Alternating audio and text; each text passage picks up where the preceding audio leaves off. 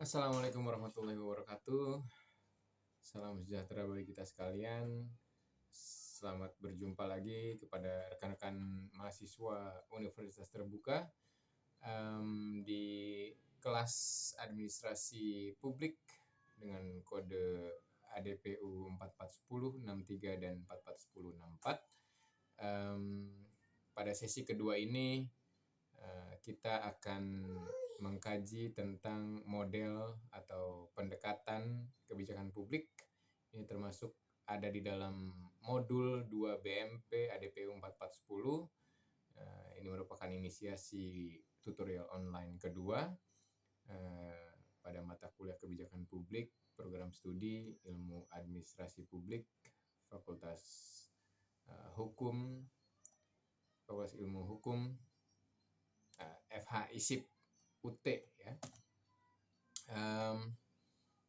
Pada modul 2 BMP ini terdiri dari 3 kegiatan belajar ya. Yang pertama adalah KB1, yang kedua KB1 tentang beberapa model atau pendekatan dalam kebijakan publik. Kemudian yang kedua atau kegiatan belajar 2 KB2 ya, itu terdiri dari pendekatan dalam analisis kebijakan publik, dan kegiatan belajar 3 kajian kebijakan publik deliberatif. Dalam modul 2 ini akan dibahas tentang berbagai macam model atau pendekatan dalam kebijakan publik dan pendekatan dalam analisis kebijakan publik. Model atau pendekatan ini dapat digunakan untuk menelaah atau mengkaji dan juga menganalisis serta memberikan deskripsi mengenai proses kebijakan publik. Pada kegiatan belajar ketiga nantinya akan membahas salah satu pendekatan dalam kebijakan publik, yaitu pendekatan deliberatif.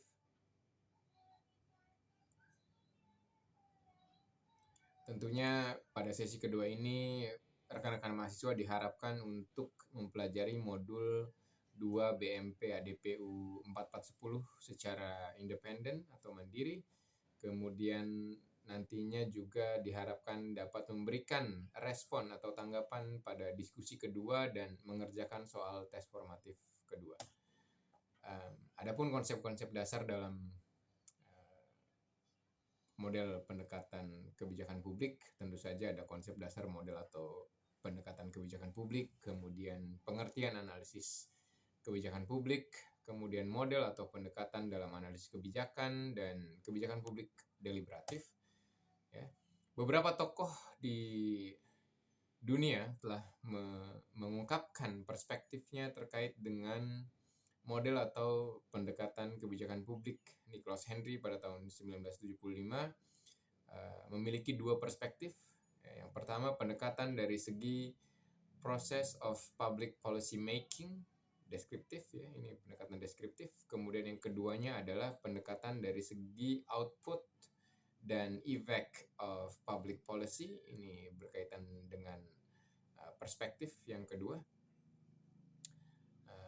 di mana dikategorikan sebagai preskriptif ya. Kemudian James Anderson juga mengungkapkan model atau pendekatan dalam kebijakan publik. Dirinya memiliki 4 pendekatan atau orientasi. Yang pertama teori sistem, kemudian teori kelompok, yang ketiga teori elit, dan yang keempat teori proses fungsional. Satu lagi ternyata 5 ya, yang kelima adalah teori institusional. Erdős pada tahun 78, Thomas Erdős mengungkapkan 7 model ya. Yang pertama model institusional, kemudian model kelompok, model elit, model rasional, model incremental, kemudian model permainan atau game modeling, kemudian model sistem.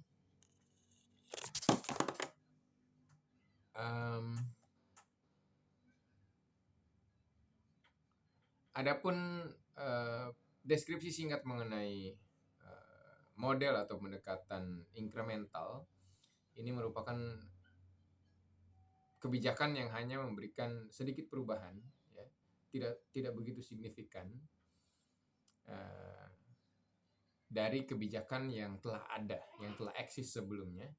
Sedangkan untuk model permainan atau model game, ya, disebutkan bahwa kebijakan publik sebagai hasil dari pilihan-pilihan rasional dari situasi yang kompetitif, layaknya ketika kita semua sedang bermain game. Tentu ada nuansa kompetisi, vibes kompetisi, ya, dan tentunya melakukan pilihan-pilihan rasional tentang apa yang hendak dilakukan dan apa yang hendak tidak dilakukan.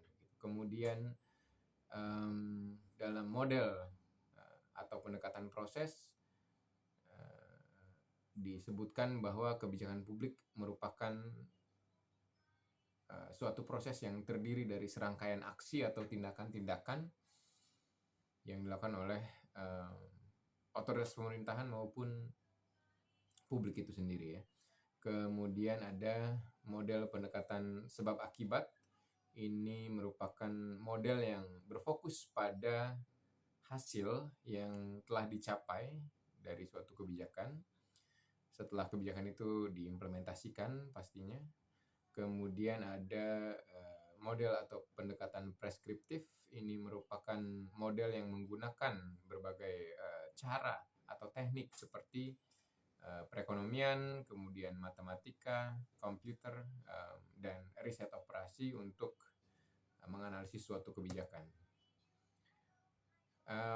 Analisis kebijakan sendiri merupakan suatu kegiatan atau riset secara mendalam dengan menggunakan berbagai macam metode atau teknik analisis untuk menghasilkan informasi atau rekomendasi terhadap suatu kebijakan untuk memecahkan problematika di dalam kebijakan.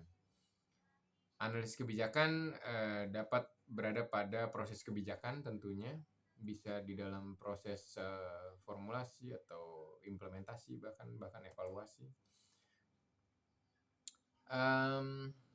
Menurut Dan sendiri, analisis kebijakan publik itu merupakan proses penyelidikan, ya, untuk multidisiplin yang bertujuan untuk menciptakan, melakukan penilaian kritis dan mengkomunikasikan pengetahuan yang relevan dengan kebijakan sebagai disiplin pemecahan masalah.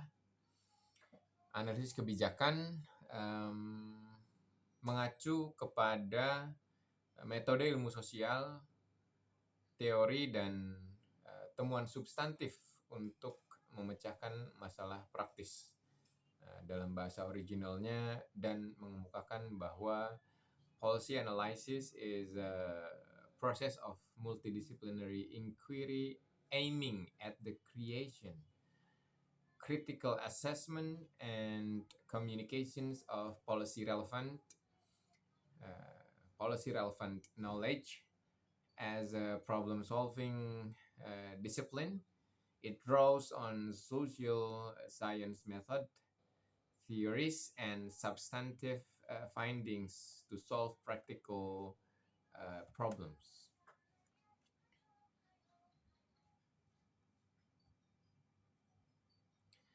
Disiplin ilmu sosial terapan yang menggunakan berbagai metode atau pendekatan yang menggambarkan proses penyelidikan. Ini pada dasarnya dilakukan untuk menghasilkan suatu data atau informasi yang akurat bagi para pengambil keputusan. Kemudian produk atau output dari analisis kebijakan tersebut adalah rekomendasi atau saran-saran yang dapat dilakukan. Kemudian rekomendasi tersebut selanjutnya dapat digunakan untuk menyelesaikan berbagai macam problematika yang timbul dari suatu proses kebijakan. Sebagaimana diketahui bahwa problematika di dalam komunitas sosial atau publik semakin hari semakin dinamis dan kompleks. Para pembuat kebijakan tentunya setiap hari akan berjibaku dengan pengambilan keputusan untuk memecahkan persoalan dari publik tersebut yang tentunya tidak semudah membalikan telapak tangan, maka perlu dilakukan suatu analisis kebijakan, ya.